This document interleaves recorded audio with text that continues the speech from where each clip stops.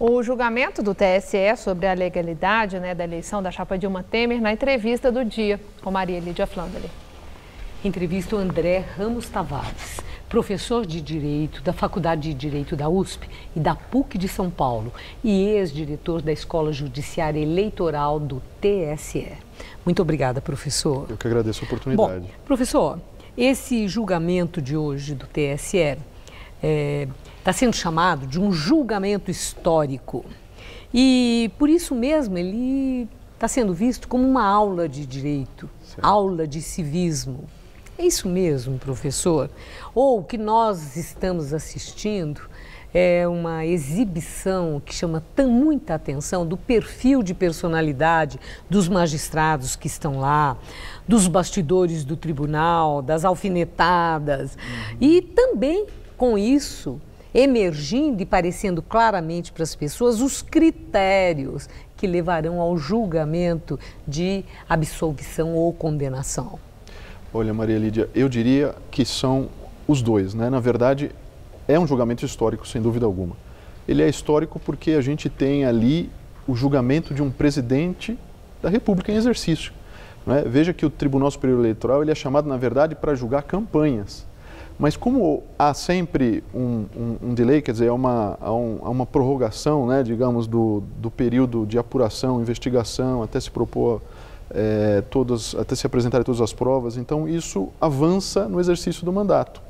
Nós nunca tivemos isso antes, então eu diria que certamente é um marco histórico. Não é? Agora, tem um detalhe nesse julgamento que parece que é o julgamento de resultado final anunciado. O próprio presidente Temer, que está sendo julgado, mostrou muita segurança e garantiu que ele fica até o fim do mandato, em dezembro de 2018.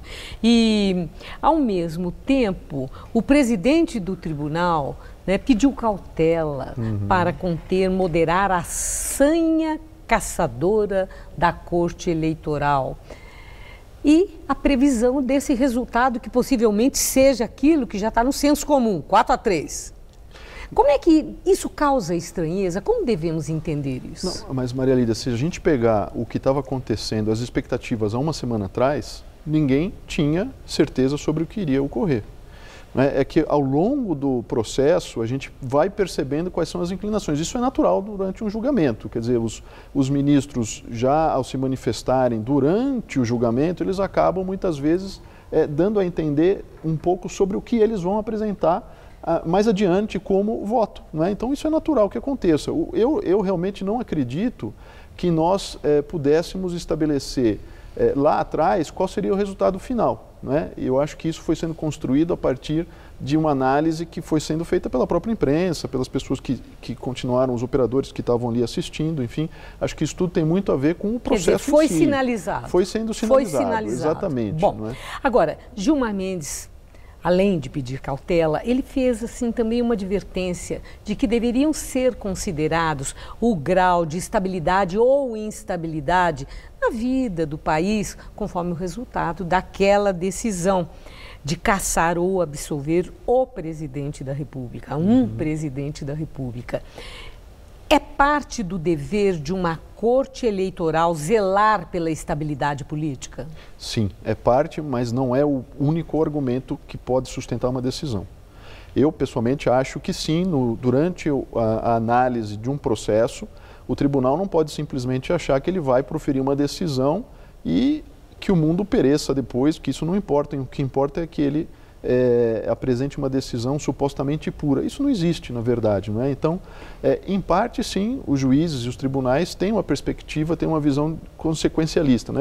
Qual vai ser o efeito? Quer dizer, eles não julgam ao pé da letra da lei, como se diz. Eles julgam, não exclusivamente ao pé da letra da lei. Eles também balizam o voto em relação às consequências daquela decisão para a continuidade dos dias no país? O direito é contexto, o direito não é só a letra da lei. Então, na verdade, é uma perspectiva que a gente tem do próprio direito em si. A gente não pode entender que o direito está dissociado da nossa sociedade, está dissociado de onde ele vai produzir os efeitos. Né? Certo. Agora, professor, eu vi um comentário de um historiador, José Murilo de Carvalho, Sim. em que ele falou o seguinte, que um tribunal eleitoral que julga a validade de uma eleição no terceiro ano do mandato é que deveria estar no banco dos réus.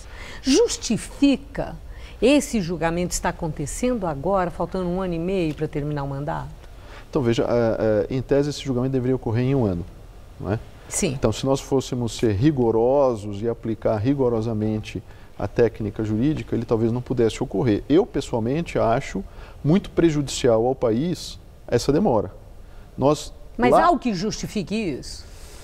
Olha, aí é uma avaliação da presidência do Tribunal Superior.